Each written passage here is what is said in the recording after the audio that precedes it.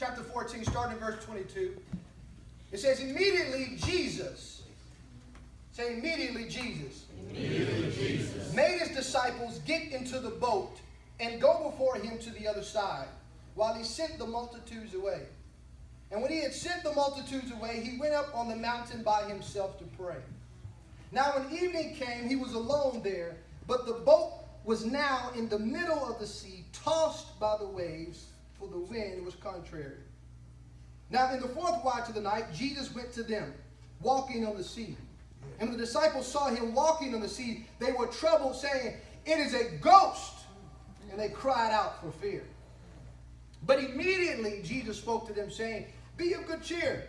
It is I. Do not be afraid." And Peter answered him and said, "Lord, if it is you, command me to come to you on the water." Yes, sir. So he said, "Come." And when Peter had come down out of the boat, he walked on the water to go to Jesus. But when he saw that the wind was boisterous, he was afraid. And beginning to sink, he cried out, saying, "Lord, save me." And immediately Jesus stretched out his hand and caught him and said to him, "O you of little faith, why did you doubt?"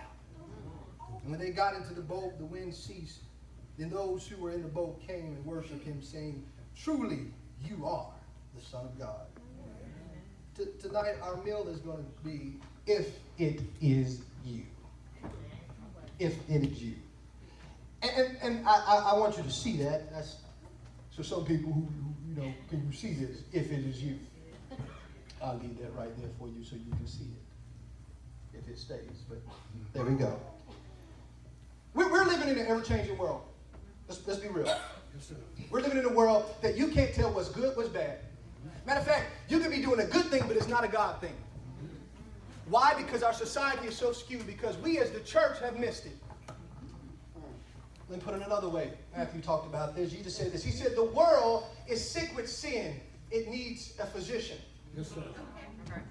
And the Holy Spirit told me a couple of years ago, he said, you know what? The church needs a psychiatrist because it's yet to transform his mind. Because we've conformed to so much. We want comfort over character. We want involvement but not commitment. We want to be spectators but not participators. Okay, let's put it in a way you understand. I want weave and not natural. That's it. Hey, give me the alternative.